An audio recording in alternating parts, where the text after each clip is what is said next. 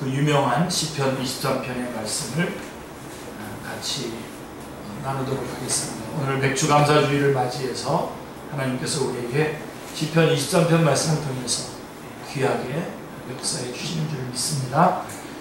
시편은 영혼의 해부도라고 할 만큼 우리의 영혼이 직면하는 불안, 초조, 좌절, 두려움, 시기와 질투, 분노와 원망, 불신, 그리고 절망, 이런 것들이 적나라하게 드러나 있습니다. 하나님과 이 시인들과의 만남은 낭만적인 만남이 아니라 적나라한 삶의 질곡 가운데에서의 만남입니다. 그러나 그들의 적나라한 삶의 질곡은 하나님을 만남으로 한결같이 시와 노래로 승화되는 것을 볼 수 있습니다. 오늘 시편 23편은 그 중에서도 가장 대표적인 시라고 할 수가 있겠습니다. 이 시는 우리에게 너무나 잘 알려져 있습니다. 성경 말씀이 다 좋지만 시편 23편의 이 말씀은 언제 읽어도 은혜가 되고 힘이 됩니다. 자, 1절 말씀을 보십시오. 여호와는 나의 목자시니 내게 부족함이 없으리로다. 이 말씀, 여호와는 나의 목자시니 내게 부족함이 없으리로다. 여러분 눈을 감고 조용히 음미하면서 한번 고백해 보시기 바랍니다. 여호와는 나의 목자시니, 여호와가 나의 목자시니 내게 부족함이 없으리로다. 말할 수 없는 평안이 밀려오는 것을 느낄 수 있습니다. 특별히 힘들고 막막할 때 이 고백만 해도 여호와는 나의 목자시니 내가 부족함이 없을 거다 라고 하는 이 고백만 해도 하나님의 은혜가 새로워지는 것을 느낄 수 있습니다. 답답하고 힘들 때, 문제가 잘 풀리지 않을 때 이 고백을 하면 그래 하나님이 나의 목자이시지 하면서 힘든 마음을 내려놓을 수 있습니다. 지금도 여러분 그 힘든 마음을 내려놓으시기 바랍니다. 여호와 하나님이 나의 목자라고 하는 고백은 다윗 개인의 고백이기도 하지만 이스라엘 역사 속에서 경험된 하나님의 백성들의 공통된 고백이기도 합니다. 중요한 말씀입니다. 우리는 이 시편 23편의 말씀이 어떤 배경을 가지고 있는지 잘 모르는 경우가 많습니다. 오늘 잘 살펴보시기 바랍니다. 하나님께서는 모세를 통해서 이스라엘을 애굽의 종살이에서 해방시키셨고 그들의 목자가 되셨습니다. 그런데 하나님께서 출애굽한 이스라엘을 인도한 곳은 젖과 꿀이 흐르는 땅이 아니라 어디로 인도가 되었습니까? 광야로 인도가 되었습니다. 그들이 기다리고 있었던 현실은 광야의 삶이었습니다. 우리 사랑하는 성도님들, 광야란 어떤 곳입니까? 광야란 어떤 곳입니까? 항상 먹을 것, 마실 것 때문에 고심해야 하는 땅입니다. 때마다 광야에 사는 원주민들의 습격에 위험에 떨어야 했습니다. 낮에는 살인적인 열기를 견뎌야 했고 밤에는 차가운 한기에 몸서리쳐야 했습니다. 광야에 사는 냉독을 가진 곤충이나 짐승들도 무시할 수 없었습니다. 이런 생활이 40년 동안이나 이어졌습니다. 그들은 이런 고통스러운 생활 때문에 늘 불평하고 원망했습니다. 자, 신명기는 출애굽한 이스라엘이 40년의 광야 생활을 마감하고 약속의 땅을 목전에 둔 모압 평지에서 하나님께서 시내산에서 모세에게 주신 율법을 다시 새롭게 배우는 내용을 담고 있습니다. 광야에서 불순종한 출애굽 1세대는 전부 죽었습니다. 전부 죽었고 이제 광야에서 태어나고 성장한 2세대가 가나안 땅 진입을 앞두고 있기에 모세는 그들에게 다시 율법을 가르쳐야만 했던 것입니다. 그런데 신명기 2장 7절은 이렇게 말씀하고 있습니다. 놀랍죠? 하나님의 광야에서의 삶, 하나님은 이 광야에서의 삶을 이렇게 정리해 주셨습니다. 모세를 통해서 정리해 주셨는데요. 내 하나님 여호와께서 내가 하는 모든 일에 내게 복을 주시고 내가 이 광야에 두루 다님을 알고 내 하나님 여호와께서 이 40년 동안을 너와 함께 하셨으므로 내게 부족함이 없었느니라 하시기로 이렇게 말씀하고 있습니다. 아멘이 나옵니까? 네. 아멘입니까? 예. 이 말씀은 참 놀랍기 그지없습니다. 분명 하나님은 광야 생활 40년 동안 부족한 것이 하나도 없었다고 말씀하고 계시기 때문입니다. 그런데 여러분, 이스라엘은 어땠습니까? 자신들의 생활에 늘 부족함이 있다고 생각했습니다. 물도 부족하고 양식도 부족하고 안전도 부족하고 편리함도 부족하고 부족한 것 투성이라고 생각했습니다. 그래서 불평하고 원망했습니다. 그런데 오히려 하나님은 이스라엘이 광야에서 부족한 것이 하나도 없었다고 말씀하십니다. 자, 왜 그렇게 말씀하십니까? 내 하나님 여호와께서 이 40년 동안을 너와 함께 하셨으므로 라고 말씀하고 있습니다. 하나님이 함께 하셨기 때문입니다. 아멘. 우리 축제 식구들 이 신앙을 다시 붙잡으시고 오늘 정말 감사하는, 정말 하나님의 이 은혜, 함께 하심의 이 은혜에 감사하는 정말 귀중한 맥주 감사주일이 되시길 바랍니다. 누가복음 6장 20절로 26절의 말씀을 보면 이 부분은 제자도의 핵심을 말해주는 부분인데, 우리 주님께서는 20절에서 가난한 자는 복이 있나니 하나님의 나라가 너희 것이니요 라고 말씀해주고 있습니다. 제자도의 핵심이 가난하게 되는 것이란 말씀입니다. 아멘입니까? 아멘. 예, 가난하게 되는 것이 제자도의 핵심입니다. 아멘. 절대로 자기 자신에 대해서, 자기의 삶에 대해서 여타 여러 곳에서 부여한 자는 주님의 제자가 될 수가 없습니다. 제자도의 핵심은 가난하게 되는 것입니다. 예수님은 놀랍게도 가난한 자가 복이 있다고 말씀하고 있습니다. 자, 늘상 물어보지만 여러분, 가난한 자의 특징이 무엇입니까? 가난하면 스스로 할 수 있는 것이 하나도 없습니다. 그리고 또 스스로 결정할 수 있는 것도 하나도 없습니다. 없게 됩니다. 그러니 결국 하나님만을 의지하게 됩니다. 하나님 도와주십시오. 하나님 도와주십시오. 저는 여러분에게 묻고 싶습니다. 하나님 도와주십시오 라고 이렇게 정말 간절히 하나님께 기도했던 적이 언제입니까? 하나님 도와주십시오. 하나님 도와주십시오. 다 자신만만하게 다 준비되어 있어요. 내가 뭐 어떤 상황도 다 대처할 수 있는 준비가 되어 있고, 내가 다 가지고 있고, 필요하다면 언제든지 그런 준비가 다 되어 있는 사람은 하나님 앞에 가난한 마음을 가질 수가 없죠.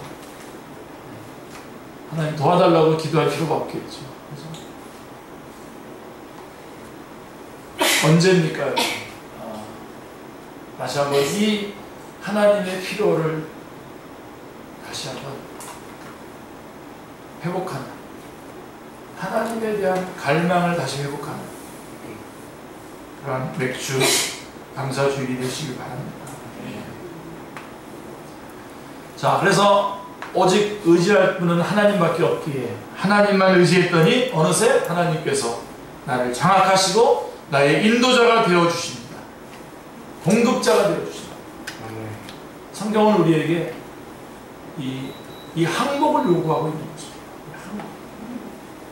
하나님, 저는 아무것도 아닙니다. 저를 불쌍히 여겨주십시오. 저를 도와주십시오. 그래서 우리 주님이 공급자가 되어주시고 우리 주님이 보호자가 되어주십니다. 하나님께서 나를 장악하시고 인도해 주시니 이것이 최고의 복이요, 또한 하나님께서 내 안에서 주권을 행사하시니 이것이 천국인 것입니다. 이스라엘의 광야 생활이 부족함이 없었다는 것이 바로 이와 같은 것을 말하는 것입니다. 그들은 스스로 생각하기에 항상 부족하다고 생각했습니다만, 우리 주님은 내가 그들과 함께 있었기 때문에 그들에게는 부족함이 없었다고. 말씀하고 있는 거죠. 우리가 잘 아는 대로 다윗은 사울에게 쫓겨서 광야로 나왔습니다. 거기에는 골리앗을 물리쳤을 때의 그 사람들의 환호와 인기도 없었고 거기에는 생활 필수품도 없었습니다. 광야에는 안전도 없었고 밤에 발을 편히 뻗고 누울 안락한 집도 없었습니다. 그 광야입니다. 그 광야에 몰렸습니다 지금. 그런데 다윗은 1절에서 이렇게 고백합니다. 시편 23편 1절에서 여호와는 나의 목자시니 내가 부족함이 없으리로다. 이 고백은 우리의 사고와 안목이 완전히 전환되어야 할 것을 요구하고 있습니다. 광야에서의 이스라엘처럼 우리도 우리 자신의 생활에 대해서 늘 부족함을 느낍니다. 있어도 항상 부족함을 호소하며 때론 원망과 불평을 늘어놓습니다. 왜 그렇습니까? 우리의 삶에 없는 것이 많다고 생각하기 때문입니다. 우리는 돈, 건강, 인기, 명예, 시간, 여유, 힘이 없어서 우리 자신이 행복하지 못하다고 생각합니다. 다시 말하면 우리의 욕구가 충족되지 못하기 때문에 불행하다고 생각합니다. 그런데 하나님께서는, 그리고 오늘 시편 기자인 다윗은 전혀 다르게 생각합니다. 우리의 행복의 기준, 만족의 기준은 우리의 삶 속에 하나님이 함께 계시느냐 그렇지 않느냐에 달려있다는 것입니다. 하나님이 함께 하신다면 비록 사람들의 눈으로 보기에 광야 같은 삶이라도 거기에 부족함이 없는 것입니다. 반대로 하나님이 함께 계시지 않는다면 비록 궁궐에서의 삶이라고 할지라도 한없이 부족하고 모자란 삶인 것입니다. 우리의 진정한 행복과 만족은 하나님께서 우리와 함께 하시느냐 그렇지 않느냐에 매달려 있지 푸짐하고 기름진 음식과 안락한 잠자리에 달려있는 것이 아니라는 말씀입니다.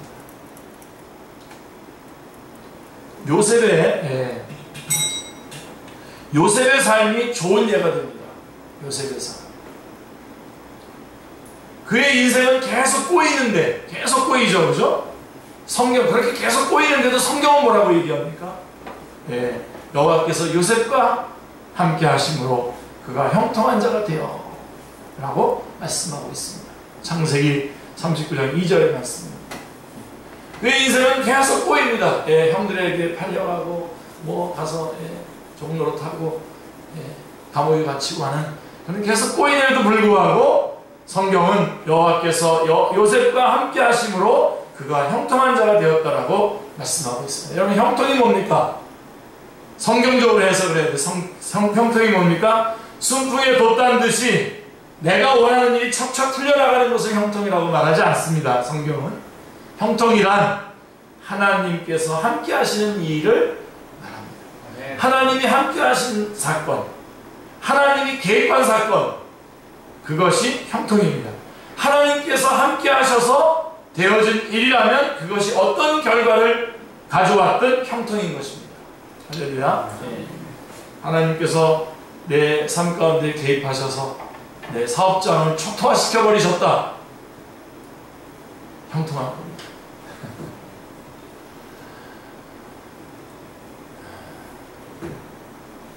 그렇지만 뭔가 이 땅에서 뭔가 술술술 일이 잘 풀리고 모든 것이 다 원하는 대로 이렇게 뭔가 주어진다고 하더라도 하나님이 함께 하시지 않고 이루어진 것이라고 한다면 그것은 그 사람 인생에 있어서 가장 큰 폐해를 가져올 전조인 것입니다. 형통이란 하나님이 개입한 사건을 말하는 것입니다. 그럴 때 우리 같은 이런 인생 가운데 하나님이 개입하신 거 아닙니까? 죄와 사망과 심판과 지옥의 길을 갈 수밖에 없는 우리의 인생 가운데 하나님이 개입하셨습니다. 이게 형통이고 이게 기적입니다. 이게 기적이란 기적이란 하나님이 개입한 사건을 기적이라고. 우리 인생 전체가 기적이에요. 우리 하나님 우리 가운데 예수 그리스도로 말미암아 우리 삶 가운데 개입하신 거. 근데 이렇게 쭉 가는 게 제일 좋습니다. 여기서 또 기적이 일어나면 어떻게 되죠? 뒤집어지는 겁니다. 마이너스 플러스 되는 겁니다.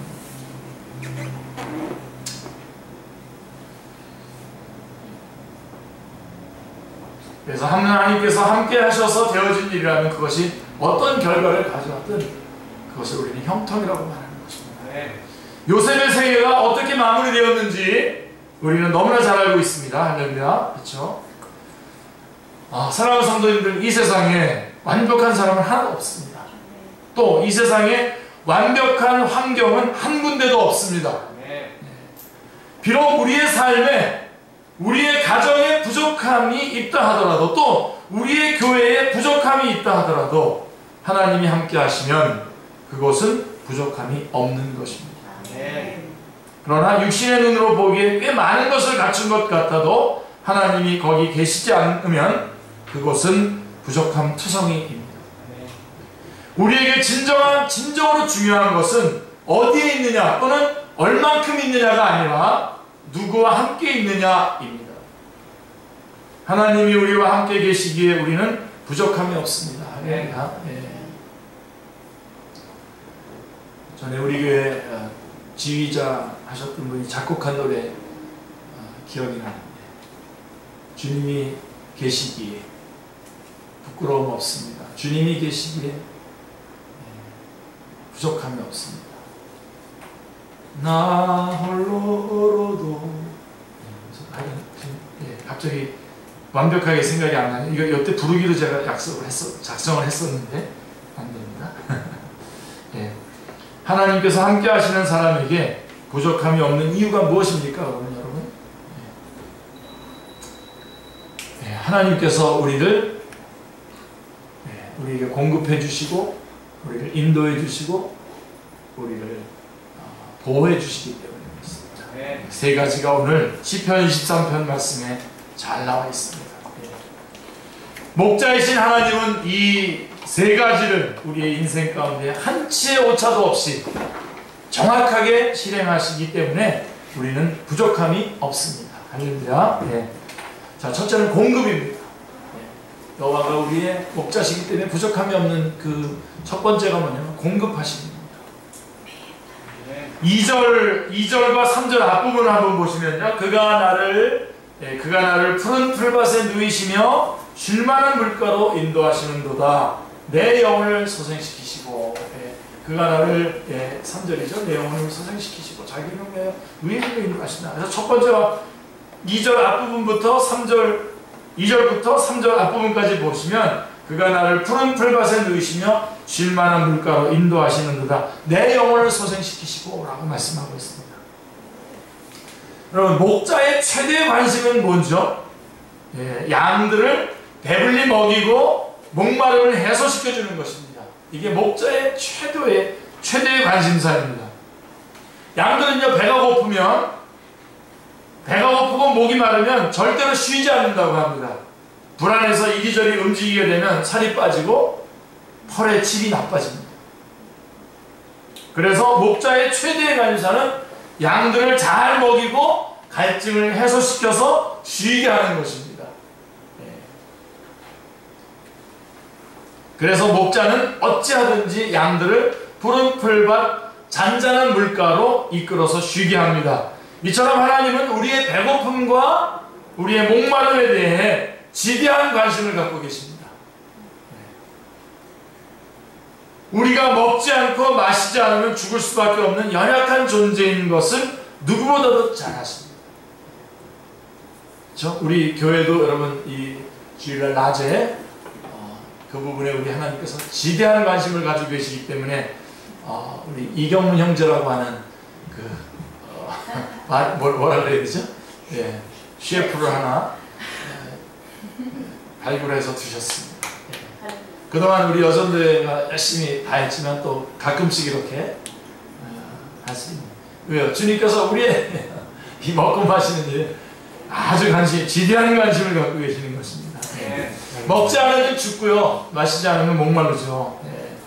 우리가 그런 존재라고 하는 것을 누구보다도 잘 알고 계십니다. 우리 하나님께서. 그래서 목자이신 하나님은 우리에게 양식과 물을 공급해 주시는 일에 결코 소홀히 하지 않으십니다. 할렐루야. 우리는 이 하나님을 믿고 신뢰해야 쉼을 얻을 수 있습니다. 하나님은 자기 양들을 결코 굶주림에 내버려 두지 않으신다는 것을 우리는 신뢰해야 합니다. 여러분, 주기철 목사님 아시죠? 주기철 목사님의 전기를 여러분이 읽어볼 수 있으면 한번 꼭 읽어보십시오.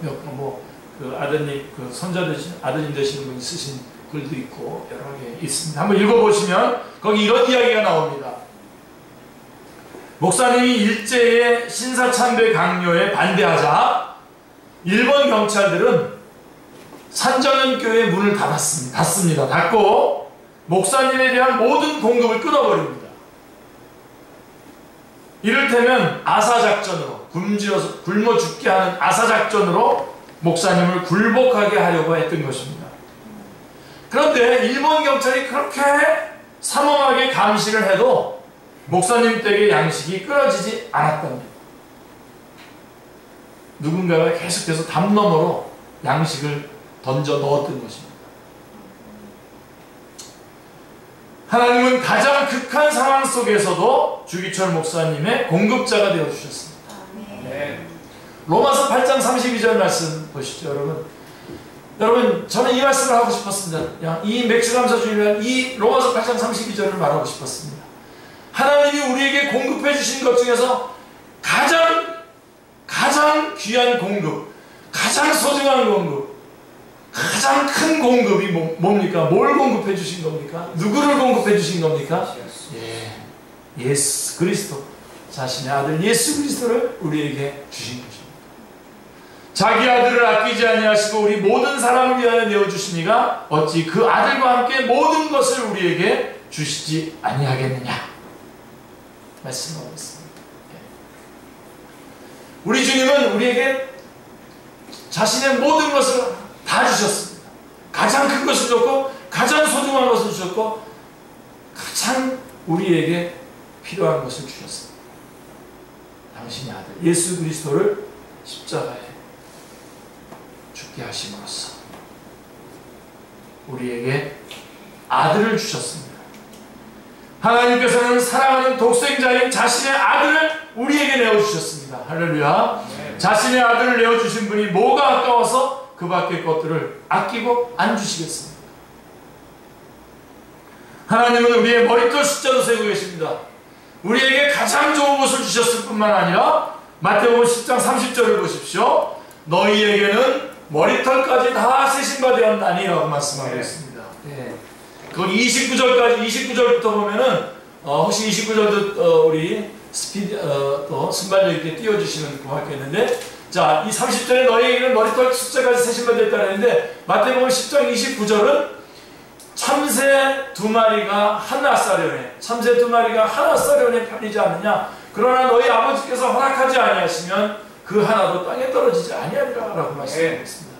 그러니까 우리 주님께서는 여러분 하나 쌀려내는 그때 당시에 동전의 가장 낮은 단위를 말하는 것입니다. 그 동전 가장 낮은 단위의 헐값에 참새 두 마리가 팔리는데 그 참새 한 마리도, 그 참새들도 하나님이 허락하시지 않으면, 그렇게 싸게 팔리는 참새도 하나님께서 허락하지 아니하면 절대로 땅에 떨어지지 않는다라고 하는 것입니다. 그러면서 우리의 머리카락 숫자도 세고 계시다라고 하는, 머리털 숫자도 세고 계시다라고 하는 주님의 말씀입니다. 여러분, 우리에게 공급하시되 가장 좋은 것으로, 가장 큰 것으로, 가장 귀한 것으로 우리에게 공급해 주실 뿐만 아니라 가장 섬세하게 우리를 세밀하게 아시면서 우리의 머리털 숫자까지 세시면서 우리를 필요한 것들을 공급해 주고 계시다라고 하는 사실입니다. 우리 가운데 자신의 머리털 숫자가 얼마나 되는지 관리하시는 분이 계십니까? 아마도 없을 것입니다. 그러나 하나님께서는 우리가 관심도 갖고 있지 않는 우리의 머리털 숫자도 세고 계십니다. 우리가 관심도 갖고 있지 않는 머리털 숫자도 세고 계시다면 우리가 관심을 갖고 필요로 하는 것들에 대해서는 얼마나 더 철저하게 관리하고 계시겠습니까? 그 필요에 따라서 왜 공급하시지 않겠습니까? 우리 마태복음 6장 25절 34절 말씀도 한번 보십시오. 이 말씀이 좀 길어서 좀 어느 부분만 좀 할까 이렇게 생각했었지만, 제가 이것을 줄여서 읽을 이유가 없겠죠. 그죠? 25절부터 34절 말씀 여러분 너무나 귀중한 말씀인데요. 제가 읽어드리겠습니다. 그러므로 내가 너희에게 이르노니 목숨을 위하여 무엇을 먹을까? 무엇을 마실까? 몸을 위하여 무엇을 입을까? 염려하지 말라. 목숨이 음식보다 중하지 아니하며 몸이 의복보다 중하지 아니하냐? 공중의 새를 보라. 심지도 않고 거두지도 않고 창고에 모아들이지도 아니하되 너희 하늘 아버지께서 기르시나니 너희는 이것들보다 귀하지 아니하냐? 너희 중에 누가 염려함으로 그 키를 한 자라도 더할 수 있겠느냐? 또 너희가 어찌 의복을 위하여 염려하느냐? 들의 백합화가 어떻게 자라는가 생각하여 보라. 수고도 아니하고 기싸움도 아니하느니라. 그러나 내가 너희에게 말하노니 솔로몬의 모든 영광으로도 입은 것이 이 꽃 하나만 갖지 못하였느니라. 오늘 입다가 내일 아궁이에 던져지는 들풀도 하나님이 이렇게 입히시거든 하물며 너희일까 보냐? 믿음이 적은 자들아. 그러므로 염려하여 이르기를 무엇을 먹을까? 무엇을 마실까? 무엇을 입을까? 하지 말라. 이는 다 이방인들이 구하는 것이라. 너희 하늘 아버지께서 이 모든 것이 너에게 있어야 할 줄을 아시느니라. 그런즉 너희는 먼저 그의 나라와 그의 의를 구하라. 그리하면 이 모든 것을 너희에게 더하시리라. 그러므로 내일 일을 위하여 염려하지 말라. 내일 일은 내일이 염려할 것이요 한날의 괴로움은 그날로 족하니라. 말씀하고 있습니다. 거기 여러분 특별히 이런 말씀이 있어요. 32절에 보면 이는 다 이방인들이 구하는 것이라. 너희 하늘 아버지께서 이 모든 것이 너희에게 있어야 할 줄을 아시느니라. 너희에게 있어야 할 줄을 아시느니라. 여러분에게 필요한 것이라면 우리 주님께서 여러분이 주님께서 여러분의 목자시라고 한다면 여러분들이 주님을 목자로 주인으로 섬기고 있고 여러분들이 주님의 소유권 안에 있다고 한다면 주님께서는 우리가 무엇이 필요한지 알고 계십니다. 예. 그리고선 우리에게 공급해 주십니다. 이 모든 것이 너희에게 있어야 할 줄을 아십니다. 감격스럽지 않습니까? 우리는 마치 하나님께서 이것도 모르고 저것도 모르고 모르는 것처럼 하나님 앞에 우리 이것도 아래고 저것도 아래고 그러지만 하나님은 우리가 어떤 것이 필요한지 아시고 우리에게 공급해주고 계십니다. 특별히 여러분 우리는 예수님은 우리가 우리 자신을 스스로 책임지는 자들이 아니라고 말씀하고 있습니다. 이방인들 무엇을 먹을까 무엇을 마실까 무엇을 입을까 이것을 구하는 것은 이방인들이라는 것입니다. 여러분 이방인들은 누굽니까? 이방인들은 자기가 자기 자신을 스스로 책임지는 자들입니다. 그래서 그들은 일생에 매여 전전긍긍하는 거죠. 그러나 여러분 우리는요 우리가 있어야 할 것을 아시는 하나님께서 책임져 주시고 우리에게 필요한 것들을 공급해 주시는 것입니다. 하늘 아버지께서 이 모든 것이 너희에게 있어야 할 줄을 아시고 공급해 주시는 것입니다. 할렐루야. 네. 하나님은 이렇게 이러한 어떤 물질적인 것 뭐 이런 것들만 공급해 주시는 분이 아니십니다. 모든 것을 공급해 주시는데 특별히 지혜의 공급자도 되십니다. 요즘같이 여러분 좀 지식이 있다고 하는 사람들은 있지만 지혜로운 사람을 찾아보기 어려운 이때인데요. 우리 주님께서는 이렇게도 약속하셨어요. 야고보서를 통해서 야고보서 1장 5절에 보시면 지혜가 부족하면 구하라고 말씀하셨는데 너희 중에 누구든지 지혜가 부족하거든 모든 사람에게 후히 주시고 꾸짖지 아니하시는 하나님께 구하라. 그리하면 주시리라 라고 말씀하고 있습니다. 지혜를 구하십시오. 얼마든지 여러분 그래서 그리스도인은 지혜로운 자들입니다. 지혜로울 수 있습니다. 주님께 구하고 주님께서 인도해 주시는 대로 우리가 인도함을 받을 수 있기 때문에 그렇습니다. 하나님께 구하십시오. 간절히 구하십시오. 그러면 하나님께서 적절한 지혜를 공급해 주실 것입니다. 우리가 이 공급하시는 하나님을 신뢰하기에 여호와는 나의 목자시니 내게 부족함이 없으리라 라고 고백할 수 있는 것입니다. 할렐루야. 그 다음에 두 번째가 인도하심입니다. 인도하심. 자, 우리에게 필요한 것들을 공급해 주시는 것도 참 너무너무 귀중한데 우리를 인도해 주신다는 겁니다. 가이드해 주시는 거죠. 우리의 목자이신 하나님은 또한 우리의 인도자이십니다. 3절 뒷부분을 보십시오. 자기 이름을 위하여 의의 길로 인도하시는니다. 할렐루야. 보이지 않지만 하나님은 나를 인도해 주십니다. 제일 안전한 일이 뭔지 아십니까? 목자 대신 하나님의 인도를 받는 길입니다. 제일 성공하는 길은 목자 대신 하나님의 인도를 받는 길입니다. 제일 행복한 길은 목자 대신 하나님의 인도함을 받는 것이 제일 행복한 길입니다. 그런데 문제는 하나님은 보이지 않기 때문에 우리가 어떻게 따라가야 하느냐 하는 것입니다. 여기서 많은 분들이 어려움을 느끼십니다. 그래서 때로는 하나님의 인도하심이 내비게이션과 같다면 얼마나 좋을까 하는 생각을 하기도 합니다. 우리가 운전할 때 내비게이션을 켜고 목적지만 설정하면 알아서 안내해 주지 않습니까? 이처럼 하나님께서 내비게이션이 되셔서 옆에서 아름다운 목소리로 인생길을 안내해 준다면 얼마나 편하고 좋겠습니까? 그런데 하나님의 인도는 그렇게 들리지 않습니다. 하나님의 음성은 세미한 음성입니다. 제가 분명히 세미한 음성이라고 말씀드렸습니다. 근데 이걸 또 물어보는 사람이 있어요. 세미한 음성입니다. 왜 하나님은 분명하게 뭐 나에게 촉촉촉 안 말해주십니까? 이렇게 하는데 잘 들으셔야 돼요. 그러니까. 그래서 우리가 주의 깊게 귀 기울이지 않으면 안내를 쉽게 놓쳐버릴 수 있어요. 자, 그렇다면 세미한 하나님의 음성은 어디서 들려옵니까? 주님께서 우리를 의의 길로 인도하시는도다 라고 하는 말씀 속에 힌트가 있습니다.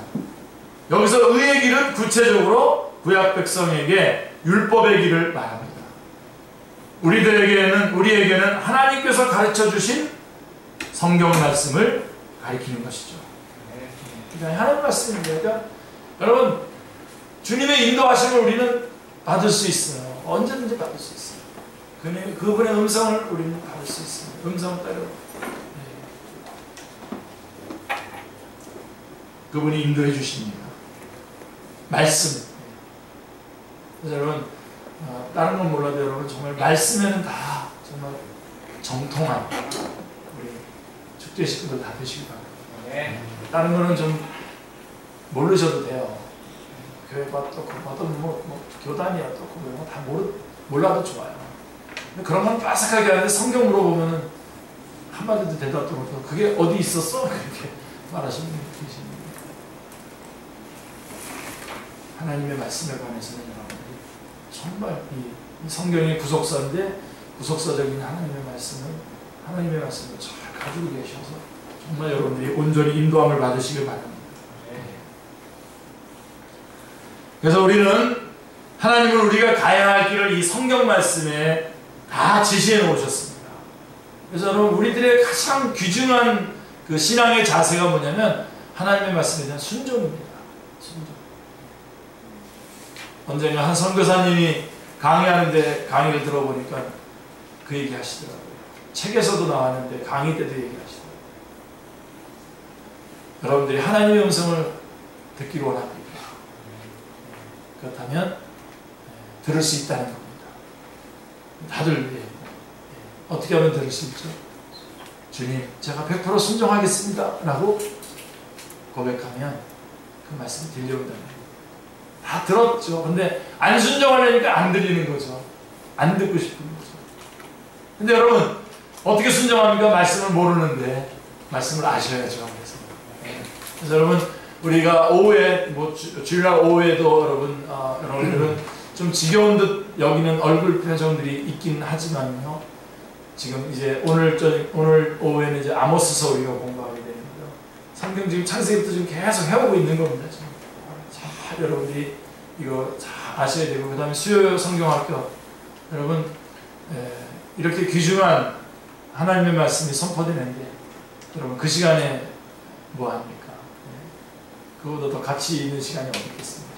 요한계시록의 말씀 지금 21장의 말씀이 이제 이번 주에 또 이렇게 말씀을 나누게 됩니다. 그래서 21장하고 22장 하고 난 다음에 다시 요한계시록 앞부분부터 다시 또 이렇게 해주기로 원하는 그런 분위기인 것 같아요. 다시 하고 싶습니다. 또 그리고 기회가 주어지면 또 우리가 또 다른 시간에 로마서의 말씀도 정리하고 하나님의 말씀을 쭉 이렇게 정리해 나가면서 거기서 하나님의 인도하심을 받을 수가 있는 것입니다. 하나님의 말씀을 모르면 인도함을 받을 수가 없습니다. 하나님의 말씀을 모르는데 어떻게 순종합니까? 순종하지 않는데 어떻게 하나님의 음성이 들리겠습니까? 한번 예를 들어 볼게요. 요즘에 많은 사람들이 결혼과 가정 문제를 겪고 있죠.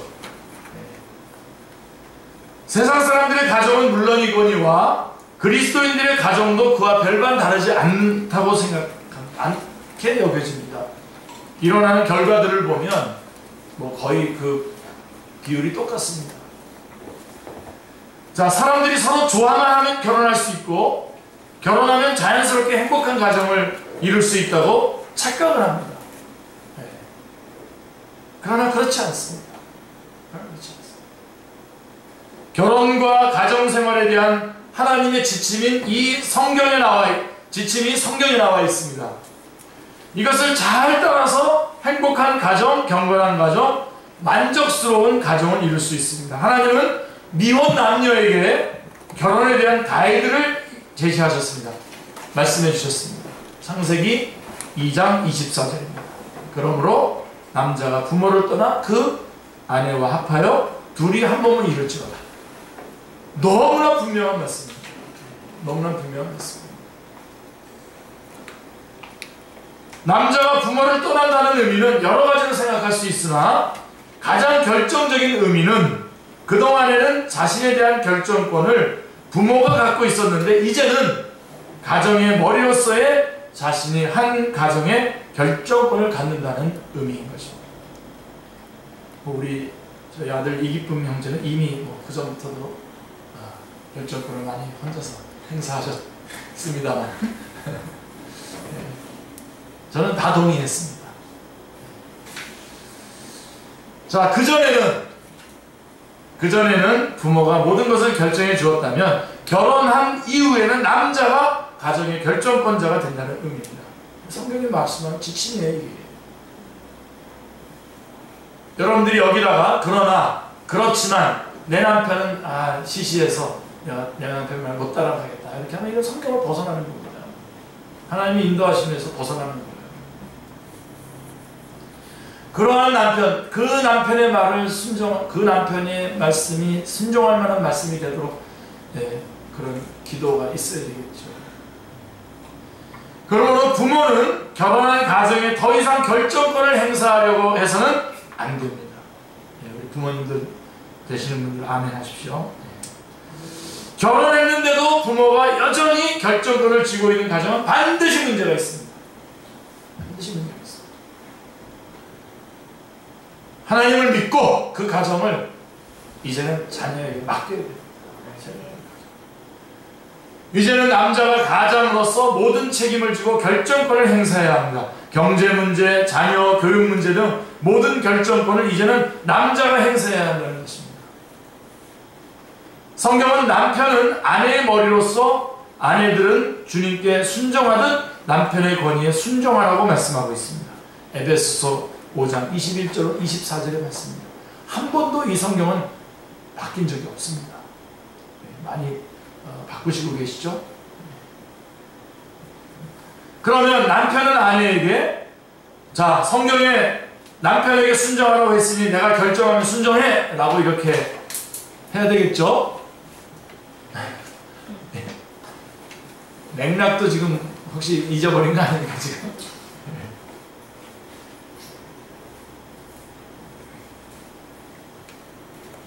그렇지 않습니다. 그죠? 그 다음 구절에 보면요, 에베소서에 있는 다음 구절, 남편은 그리스도가 교회를 사랑하듯이 아내를 사랑하라고 안내하고 있습니다.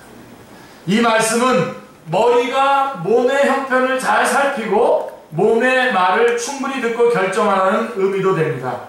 자, 어떤 결정의 최종 권한은 남편에게 있으나 아내의 상황과 의견을 충분히 고려하고 청취하고 배려하는 가운데 하라고 하는 의미입니다. 그래서요, 지혜로운 아내는 이렇게 행합니다. 여러분들 지혜로운 아내가 되시길 바라는데요, 이렇게 말하는 거예요. 남편한테 저는요 이렇게 생각합니다. 그렇지만 결정은 당신이 하십시오. 근데 이제 이렇게 말하는 아내의 말은 무시하고 자기의 뜻대로 결정할 간큰 남편이 어디 있겠습니까? 혹시 손 들어보시죠. 아내의 의견을 충분히 반영해서 남편이 결정하게 되면 남편은 남편의 권위를 세워서 좋고, 아내는 자기의 의견을 충분히 존중받아서 좋고. 이게 다 성경이 말씀하고 있는 거예요. 이런 뻔한 질문 저한테 하기 없깁니다. 성경에 다 인도 있는데 이걸 어떻게 해야 되냐고 말해요. 그래서 말씀합니다. 굉장히 복잡한 문제로 비화가 된 거는 제가 처리해 드리겠습니다. 복잡하게 이렇게 꼬였으면 제가 처리해 드리는데, 그렇지 않으면 여러분 성경대로 하십시오. 하시면 됩니다. 이렇게 하나님의 결혼 가이드를 따라 살면 그야말로 행복한 가정, 경건한 복된 가정을 이룰 수 있게 됩니다. 그런데 자, 세상 친구들에게 세상 친구들은 뭐라고 안내하죠? 결혼하면 뭐라고 안내하죠? 잡으라고. 처음부터 잡으라고 말이야. 경무 형제 말이야. 잡아야지 말이야. 지금부터 진이 끌어다니면 어떻게 되냐고 말이야. 이런다고요, 세상 친구들. 주도권을 잡아야 잡혀 살지 않는다고 말합니다. 서로 잡기 위해서 결혼합니까? 서로 잡기 위해서? 그렇지 않습니다. 서로 섬기기 위해서 결혼하는 것이 하나님의 안내입니다. 돕는 배필이에요. 그래서 바라는 배필 아닙니다. 처음부터 자기가 원하는, 바라는 것으로 상대방을 요구하니까 불평이죠. 불만이죠. 돕는 배필입니다. 우리도 보면, 약속도 보면요, 자기 결혼해놓고서는 아내를 빙자해서 자기를 사랑하는 거예요. 남편을 빙자해서 자기를 사랑하는 거예요. 그런 결혼이 참 많습니다. 약속 시간도 내가 원하는 시간에 만나야 돼요. 왜 내가 원하는 시간에 만나야 됩니까? 그분이 원하는 시간에 만나야 돼요. 내가 조절을 해야죠. 그게 맞는 거 아닌가요?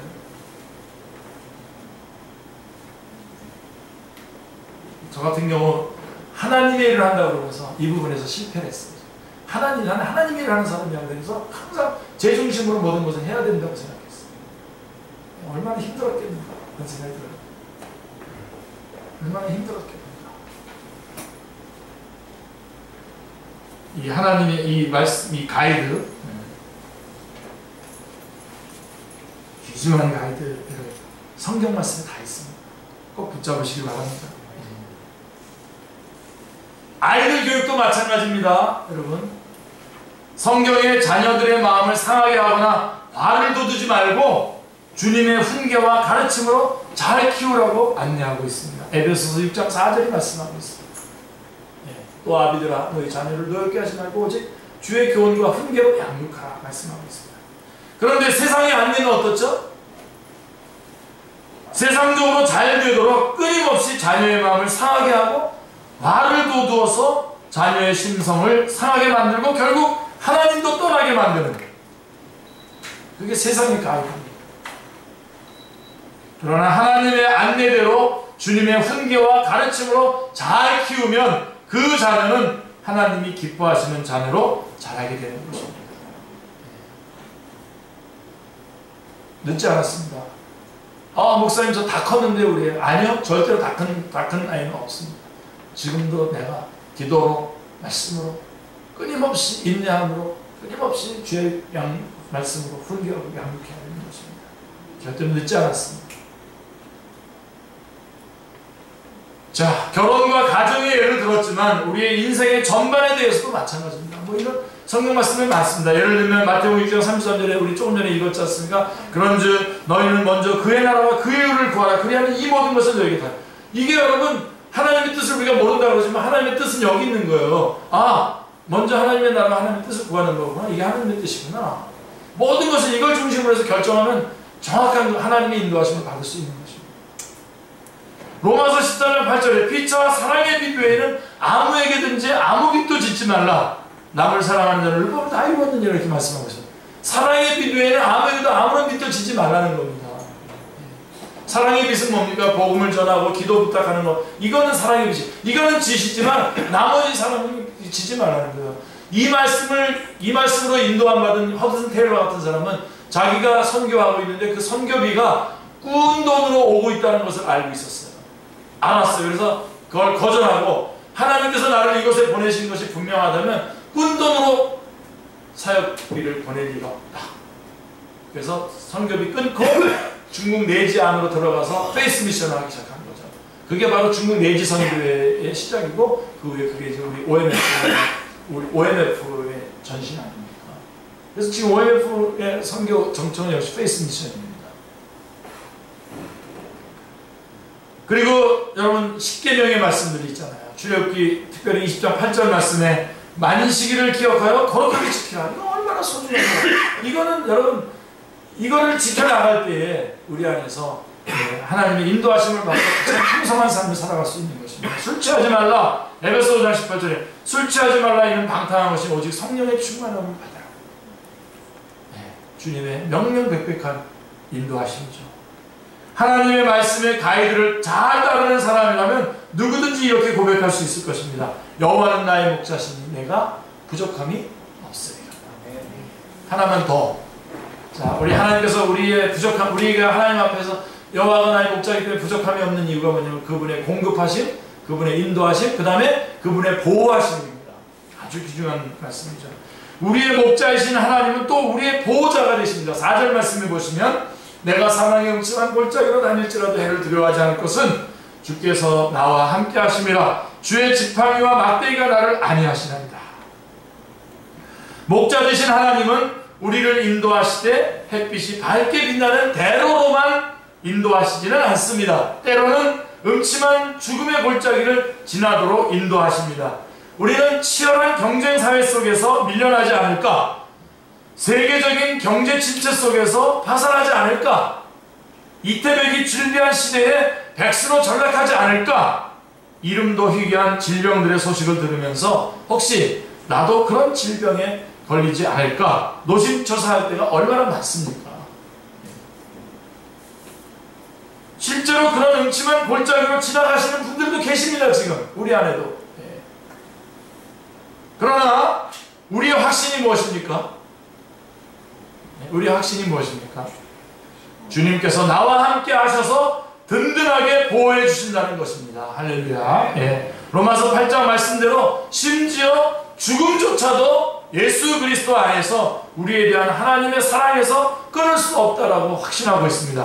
로마서 3장 8장 37절 39절의 말씀이 바로 그 말씀입니다. 너무나 좋아하는 제가 귀한 말씀입니다. 여러분들이 정말 기회가 되면 로마서 8장 전체를 다 암송하시고 그냥 삶 속에서 여러분 누리시길 바랍니다.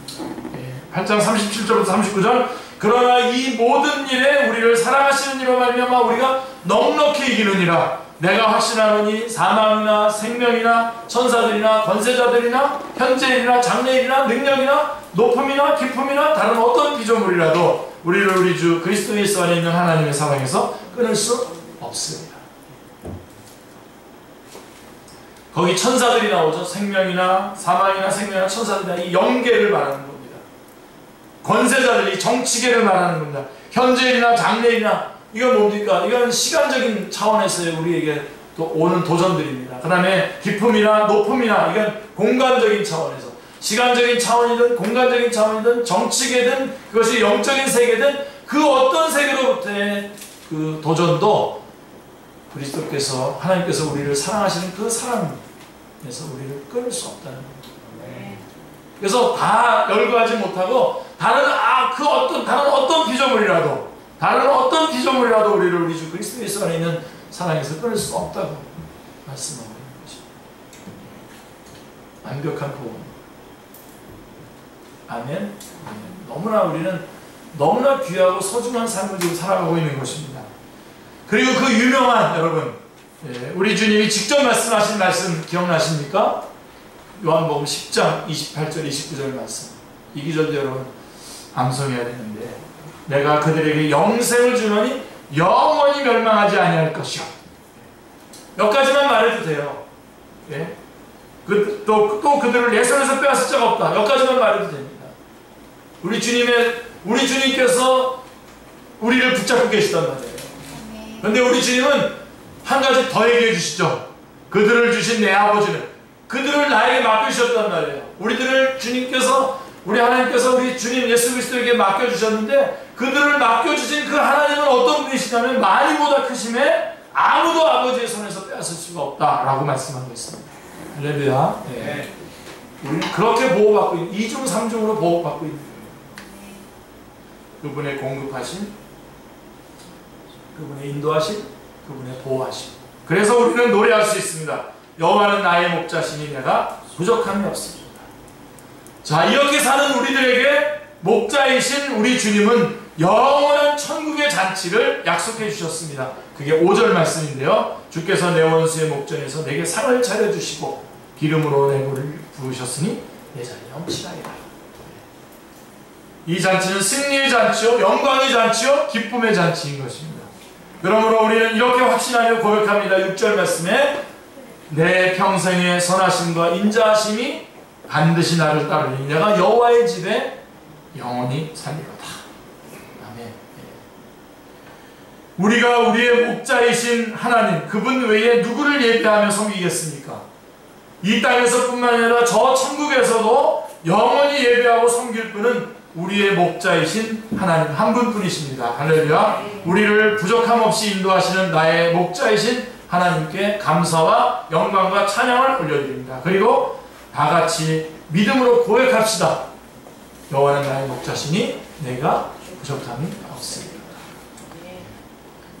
부족함 없도록 우리의 인생을 여기까지 인도해 주신, 또 올 한 해만 하더라도 반년 동안을 인도해 주신 하나님께 감사와 찬양과 영광을 올려드리시는 여러분들 다 되시기를 주님의 이름으로 축원합니다.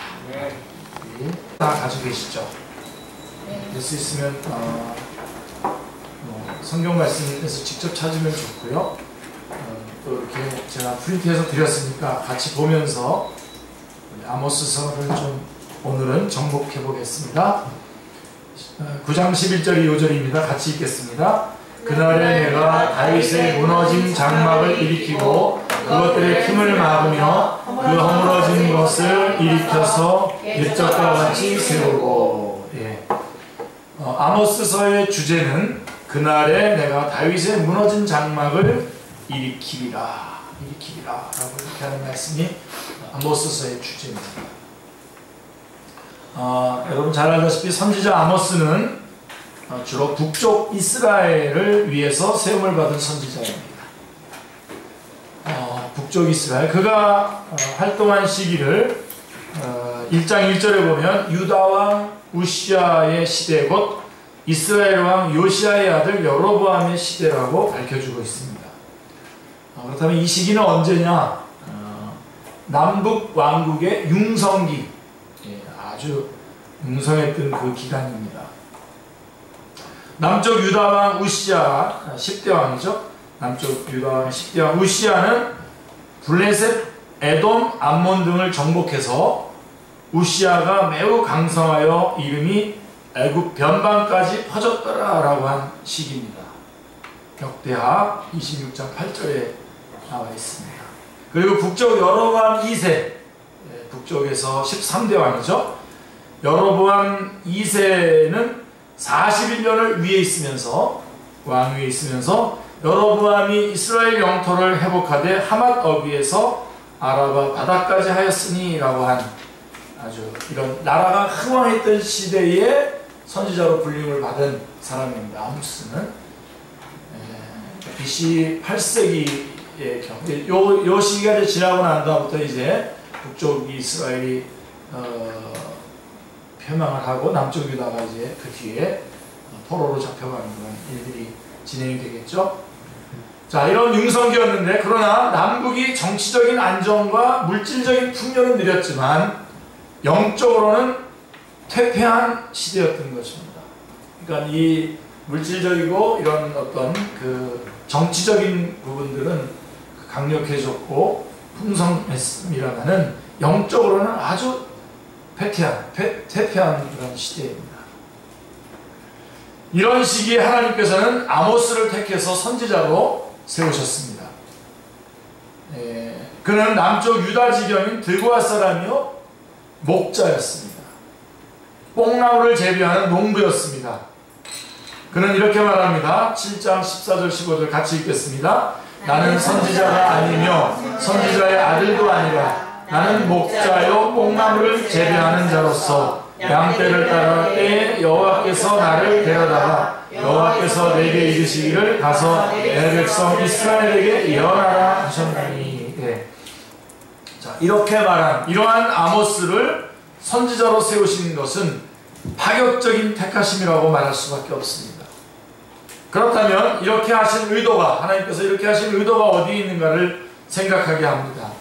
이를 그의 사역을 통해서 엿볼 수 있습니다.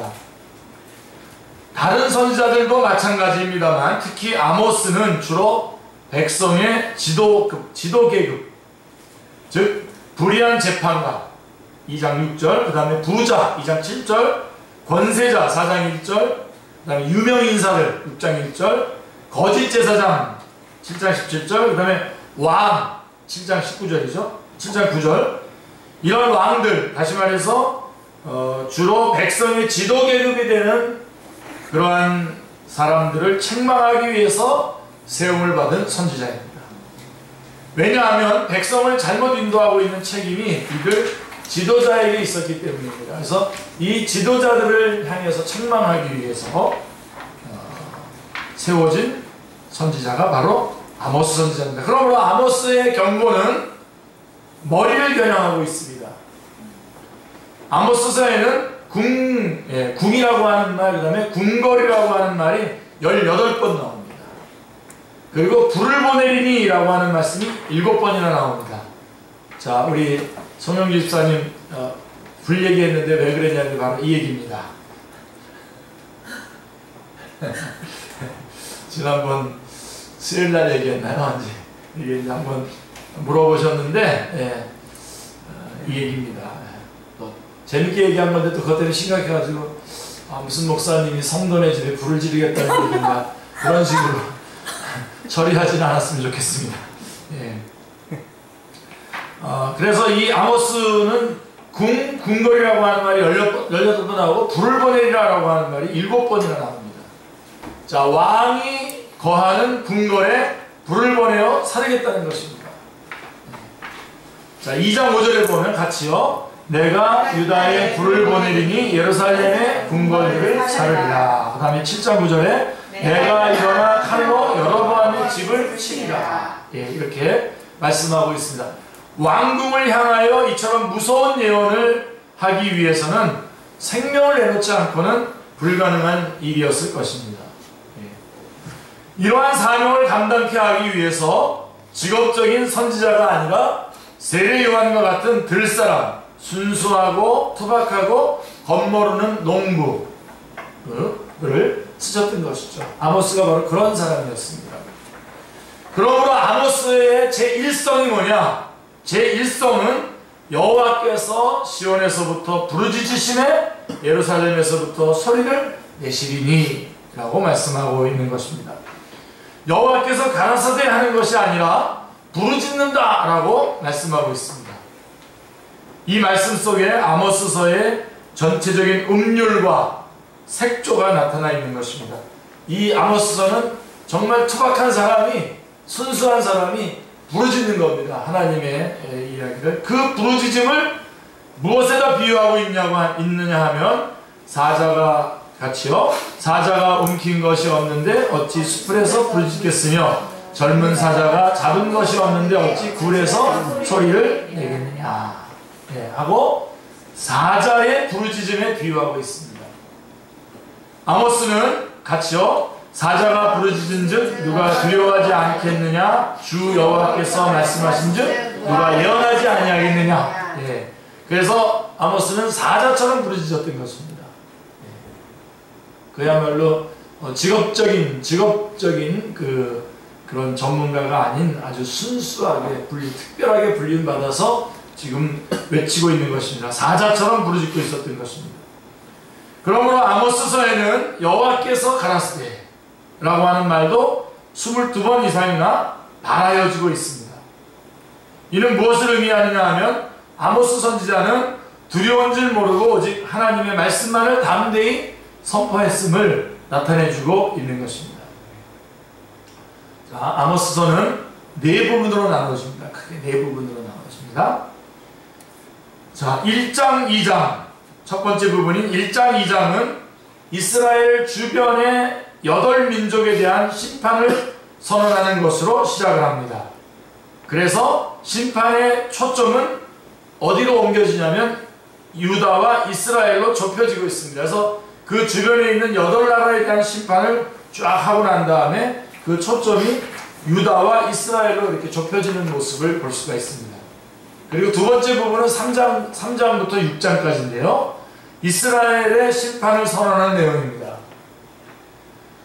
자, 그래서 3장 1절에 보면 3장 1절, 4장 1절, 5장 1절, 6장 1절에 보면 여호와의 말씀을 들으라 하고는 먼저 죄악을 지적한 후에 그러므로 라고 3장 11절, 4장 12절, 5장 16절, 6장 7절 그러므로 심판이 있으리라고 하는 구조가 네 번 반복해서 나옵니다. 3장부터 6장 안에. 그리고 이제 세 번째 부분은 7장 9절, 7장부터 9장 10절까지 7장 1절에 황충, 7장 4절에 불, 7장 7절에 다림줄, 8장 1절에 여름실과 그 다음 9장 1절에 단 곁에 서신 하나님 등 5 환상을 들어서 말씀하시는 내용이 나옵니다. 그리고 역시 결론 부분이면서 핵심 부분이 네 번째 9장 11절부터 15절은 이스라엘에 대한 회복의 말씀입니다.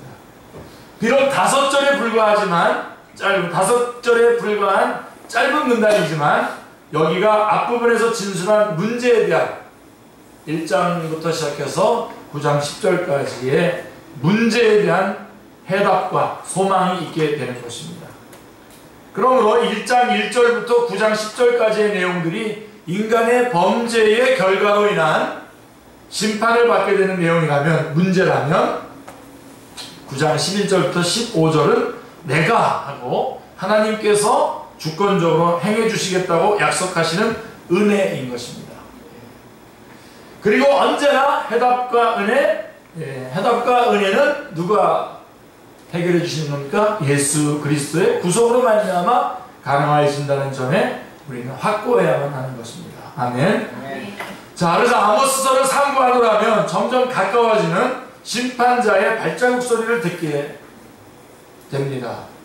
쿵 하고 저 멀리 다메섹으로부터 시작해서 들어오기 시작한 심판의 발자국 소리는 가사와 두로와 에돔과 암몬과 모압에서 쿵쿵 하고 점점 가까이 다가옵니다.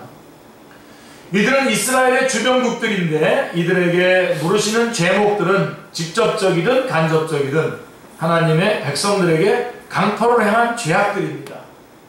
이 죄들은 다 하나님께 대한, 하나님의 백성들에 대한 강포를 행한 것들입니다. 하나님은 이것을 잊지 않으시죠.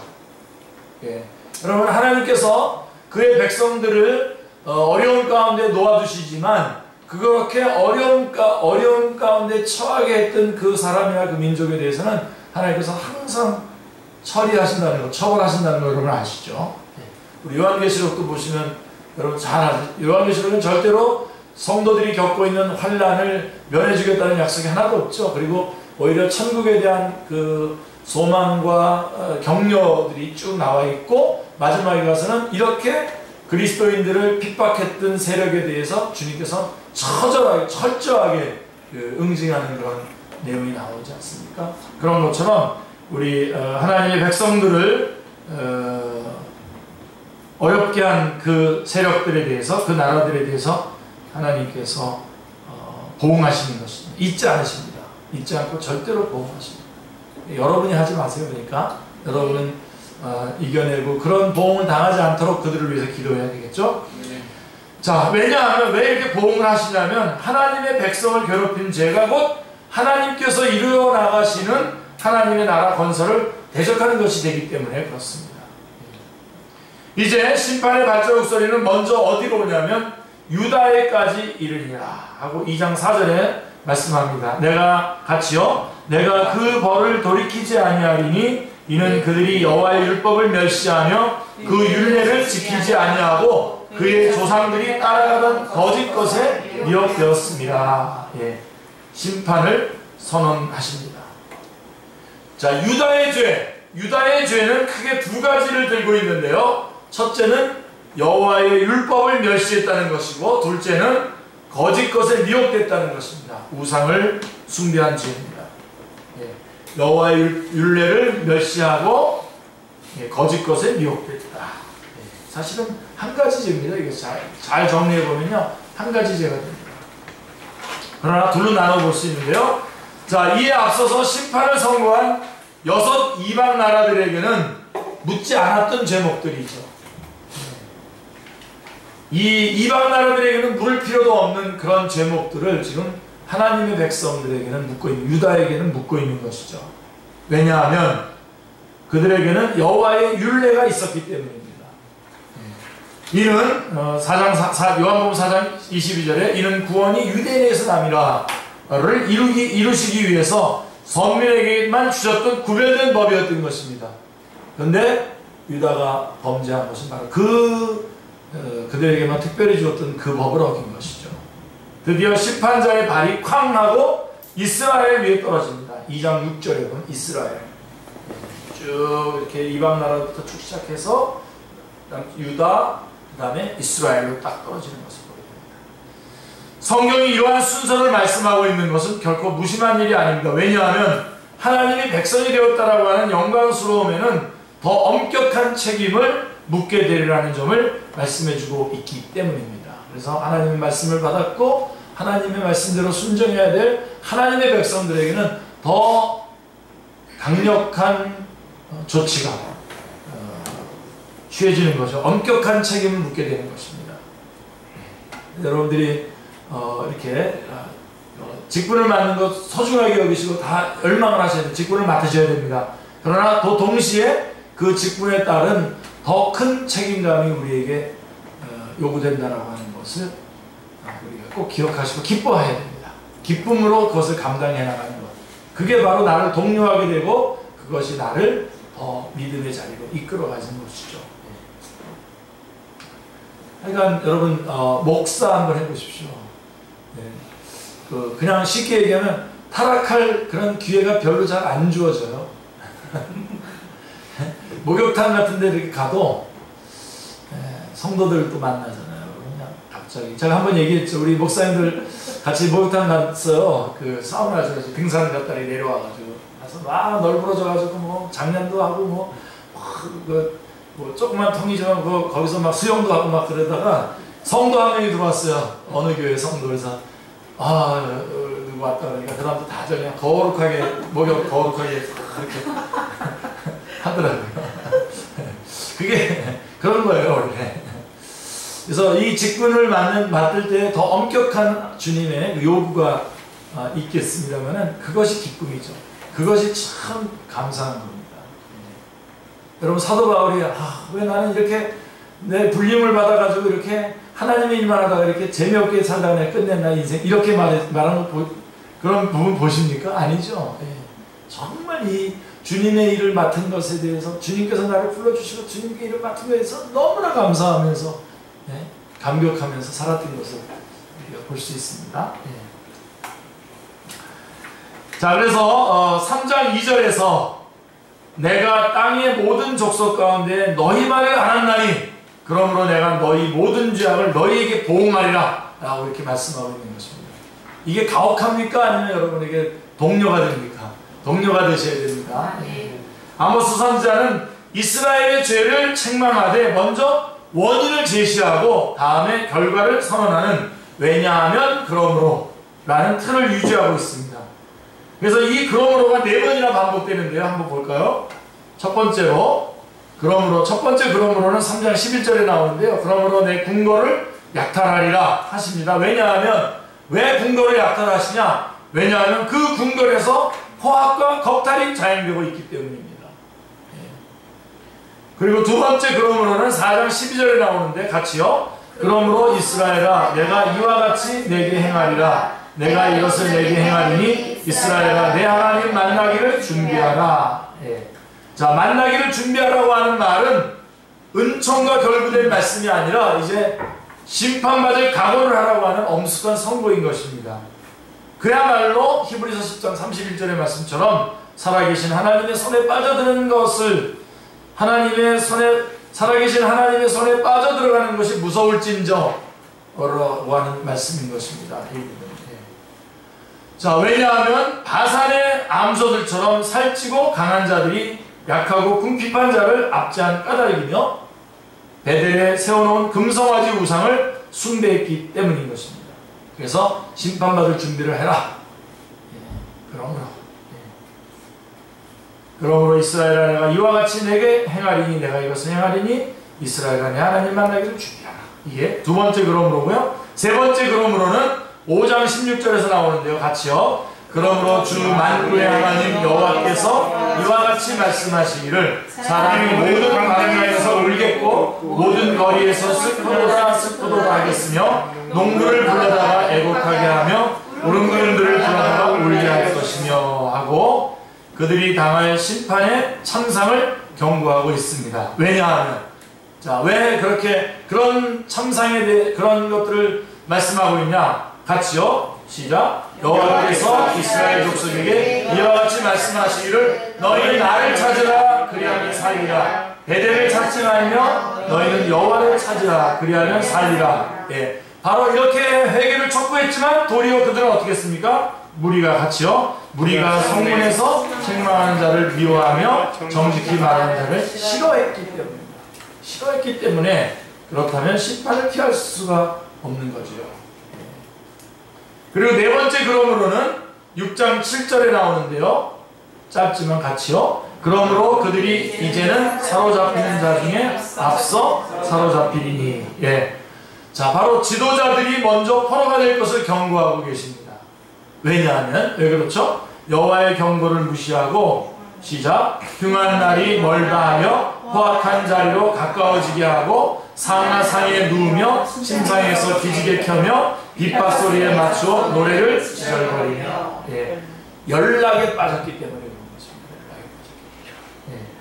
또 4장에는 5번이나 너희가 내게로 돌아오지 아니하였느니라 하고 반복해서 말씀하고 있는 것이 있습니다.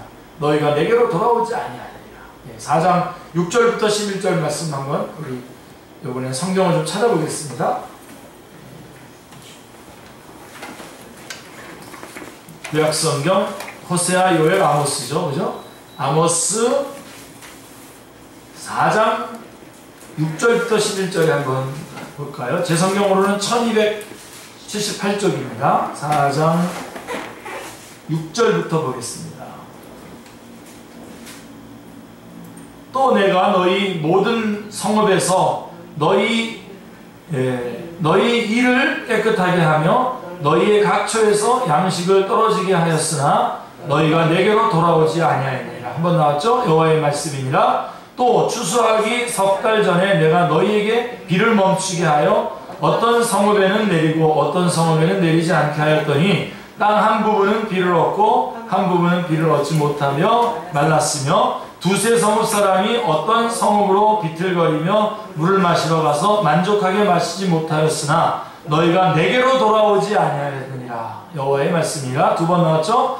9절에 내가 곡식을 마르게 하는 재앙과 깐부기 재앙으로 너희를 쳤으며 팥주기로 너희의 많은 동산과 포도원과 무화과 나무와 감람나무를 다 먹게 하였으나 너희가 내게로 돌아오지 아니하니라. 세 번째 나왔죠? 여호와의 말씀이니라. 그 다음에 10절에 내가 너희 중에 전염병 보내기를 애굽에서 한 것처럼 하였으며 칼로 너희 청년들을 죽였으며 너희 말들을 노력하게 하며 너희 진영의 악취로 코를 찌르게 하였으나 너희가 내게로 돌아오지 아니하였느니라. 여호와의 말씀이니라. 네 번 나왔죠? 다섯 번째 11절 시작. 내가 너희 중에 성읍 무너뜨리기를 하나님인 내가 소돔과 고모라를 무너뜨린 같이 하였으므로 너희가 불붙는 가운데서 빼낸 나무 조각같이 되었으나 너희가 내게로 돌아오지 아니하였느니라. 여호와의 말씀이니라. 다섯 번 나오죠.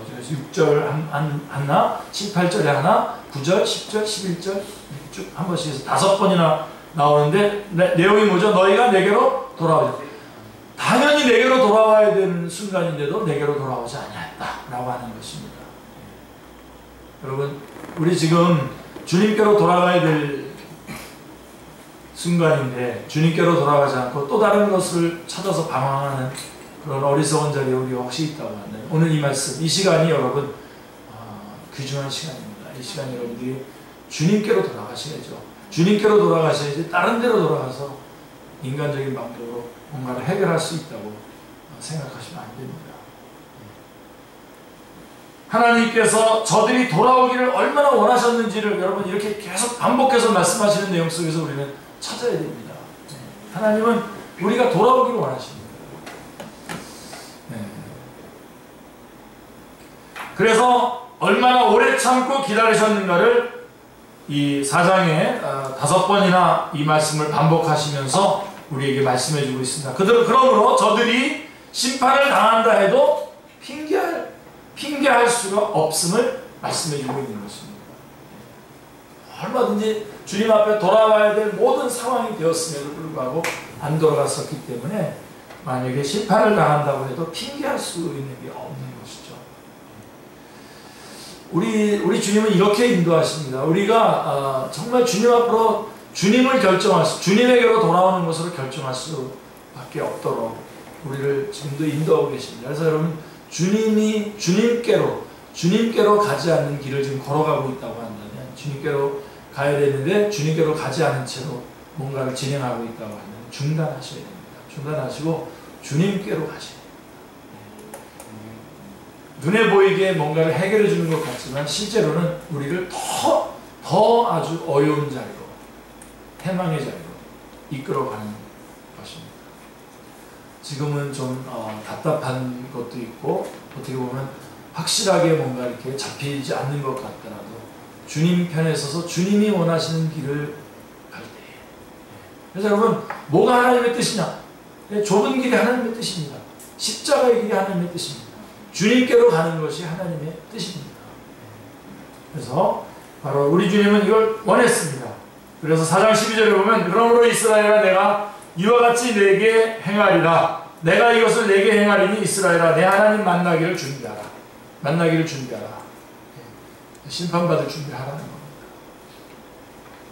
하나님께서 자기 백성들에게 요구하시는 바는 공법과 정의입니다.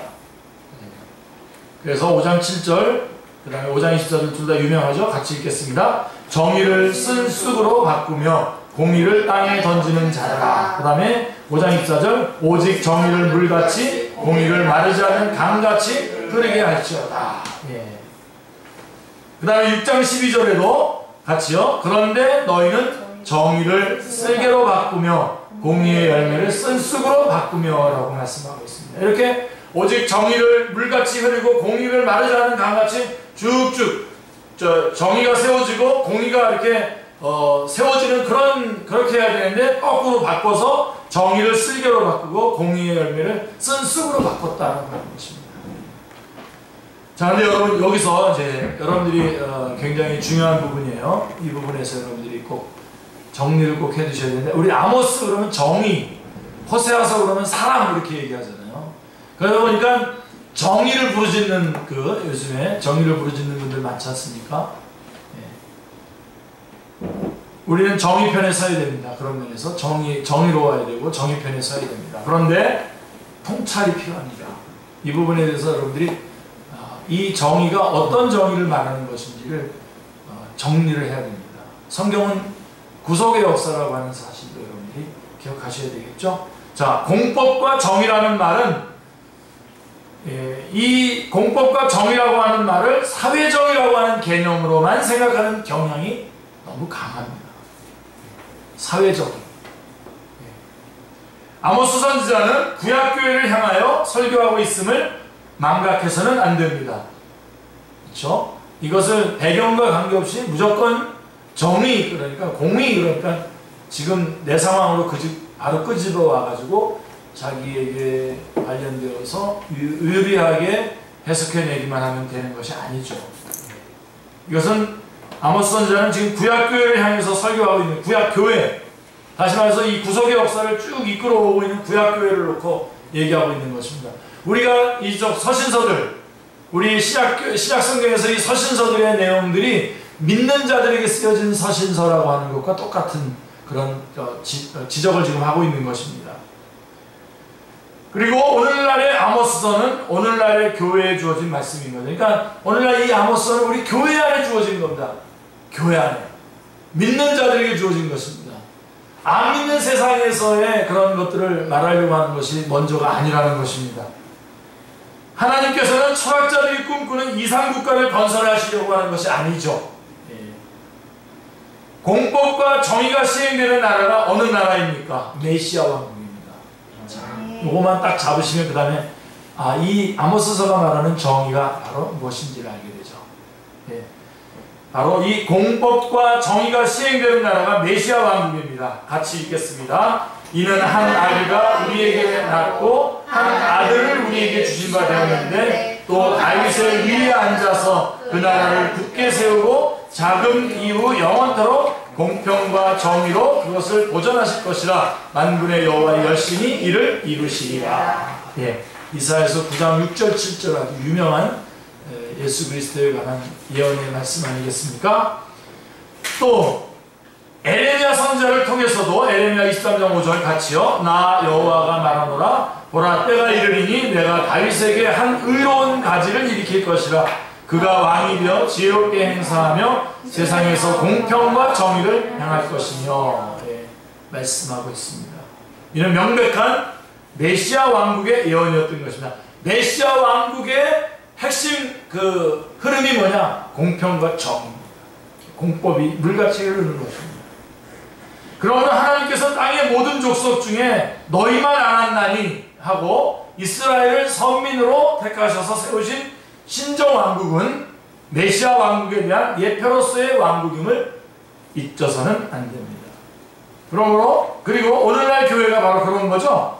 한번 다윗 왕은 이를 알았기 때문에 같이 한번 읽겠습니다. 시편 101편 5절로 8절에 다윗 왕은 이것을 알았기 때문에 시작. 자기의 이웃을 은근히 헐뜯는 자를 내가 멸할 것이요 눈이 높고 마음이 교만한 자를 내가 용납하지 아니하리로다. 내 눈이 이 땅에 충성된 자를 살펴 나와 함께 살게 하리니 영원한 완전한 길에 행하는 자가 나를 따르리로다. 거짓을 행하는 자가 내 집 안에 거주하지 못하며 거짓말하는 자는 내 목전에 서지 못하리로다. 아침마다 내가 이 땅의 모든 악인을 멸하리니 악을 행하는 자는 여호와의 성에서 다 끊어지리로다. 그래서 다윗은 이것을 선언한 거죠. 다윗 왕국이 바로 메시아 왕국은 바로 이런 곳이다라고 하는 것입니다.